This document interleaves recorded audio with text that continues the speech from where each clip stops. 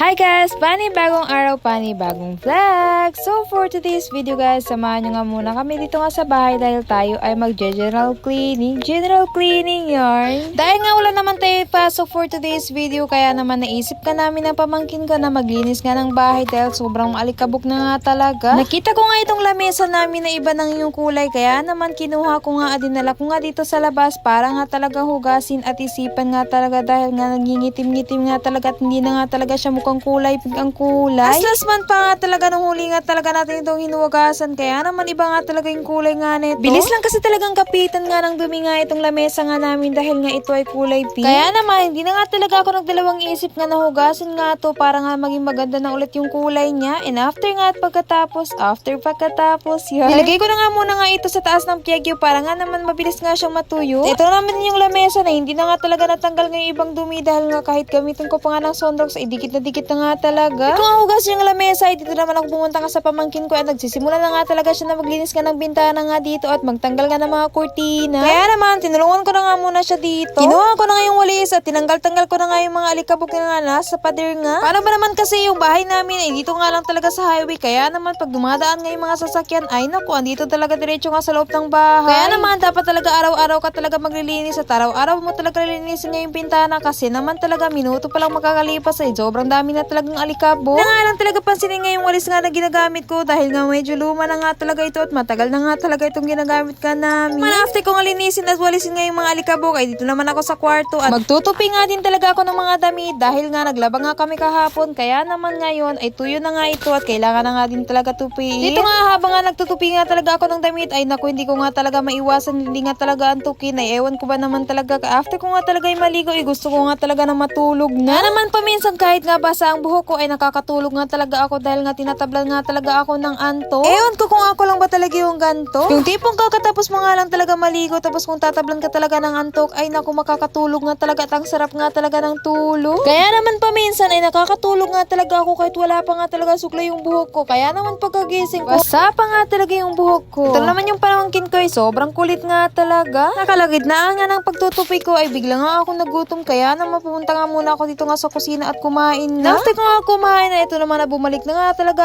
ako at hindi pa nga talaga ako tapos nga sa pagtutupi nga ng mga damit at naantok na nga talaga ang person lalo na't busok na nga. Habang nga nagtutupi nga ako dito, eto naman tinignan ko nga yung pamangkin ko at naglalagay na nga talaga siya ng kurtina. Shoutout sa mga kabataan dyan, ano ulam, pagsipaga ng pet. Next naman talaga, kalalaking tao, marunong maglagay ng kurtina. Abay syempre lahat na ng gawain ay marunong siya kasi naman talaga ay tinuturuan nga talaga siya ng kanyang nanay. Pinayos ko nga sa kanyang kurtina nga para maging maayos nga talaga tignan. Kaya naman sa future girlfriend na to ay nako girl, wag ka na talaga mamumblema kasi lahat ng bagay ay alam nito. Hala, bawal pa pala yun. Kaya naman, fast forward na nga tayo, bandang hapon na nga ito, inayos ko na nga yung buhok ko dahil nga may online class nga kami. Habang nga nag-online class nga kami, ito naman at sinabayan ko na nga sa paggagawa nga ng project nga namin. I-discuss nga lang si sir, kaya naman nakakagawa pa nga talaga ako ng project at sayang naman talaga nga yung oras. After nga, kinuha ko na nga itong lamesa at i-assemble ko na nga ito at ilalagay ko na nga sa loob. Inayos ko na nga dito ngayong lamesa para naman mamaya ay okay na nga ito at pagkakita nga ni mama ay malinis na nga ulit ngayong lamesa at kulay pink na nga siya ulit. After ko nga ayusin ngayong lamesa ay nakita ko nga ito ang kurtina na hindi nga talaga ayos ngayong pagkakagawa, kaya naman inulit ko nga talaga at inayos ko nga to. Hindi na nga inayusan talaga na maayos nga itong pamangkin ko, kaya naman inulit ko na nga lang talaga ulit. Ewan ko ba, tinamat na ata siya nga ayusin nga to, kaya naman ako na lang nga ang gumawa dahil nga pagkakita ko nga dito, hindi niya na nga tinapos ngayong ginawa niya. Hindi niya naman talaga nga yung ginawa niya nga dito nga sa kwarto. Ang liit-liit nga talaga ng ginawa niya, kaya naman natatawa na lang ako dyan. At hanggang dito na lang muna ang ating vlog for today's video mga guys. Salamat sa panonood and see you sa next vlog. Bye-bye!